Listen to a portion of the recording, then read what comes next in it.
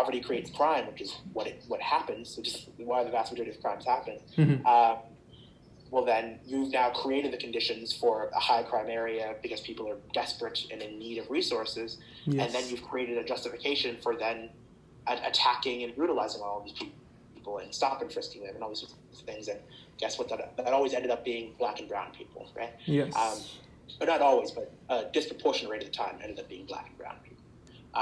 And so, yeah, of course, it's racially motivated. Yeah. Do you think police brutality affects people mentally? Definitely. A good friend of mine sort of told me a really heart-wrenching story about, how police brutality affected their life, and how sort of someone who was a partner, of their mother sort of experienced sort of this sort of extreme violence from the police, and when they did the very logical thing of trying to defend themselves from being brutalized, they got themselves into even more trouble. Because the police have this sort of monopoly on violence, right? They beat someone in the street, that's perfectly fine. Someone defend themselves from getting beat up by police, they've now committed a felony. Very unfair. Absurd. Yeah.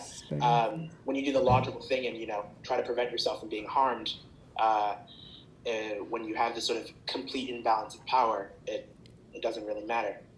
You end up even more harmed a lot of the time. So yeah, I definitely say so. How that weighs in people's minds and how that weighs in, implicitly on whose life is worth caring about or fighting for. I imagine having someone throw you away in a cage and sort of throw away the key it sends a psychological message that your life just doesn't matter to this government, to these structures, and that is deeply psychologically damaging. Not to mention all the damage that could happen, as a result of that imprisonment. Yes. Do you think police brutality causes division and trust issues between the community and the police department? Yeah, certainly. Speaking as someone who's black, there's sort of for many people, calling the police is like literally the last resort. It's like, once it gets to the point where someone's literally life is in danger, then, you'd call the police, right? Yes. But when you're talking about sort of, which sort of creates this very sort of precarious sort of scenario in which when people do need resources, when they do need help, when they do need de-escalation, they don't have anyone to call. When they're, or even just when they're in a basic situation that doesn't require someone with a gun, there's no one to go for that.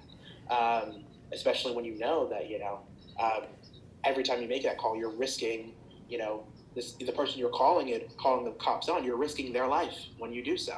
As we just experienced in Worcester just a few weeks ago. In fact, the day after Derek Chauvin's conviction, a young man was executed by police when he was very clearly experiencing a mental health episode. Yes.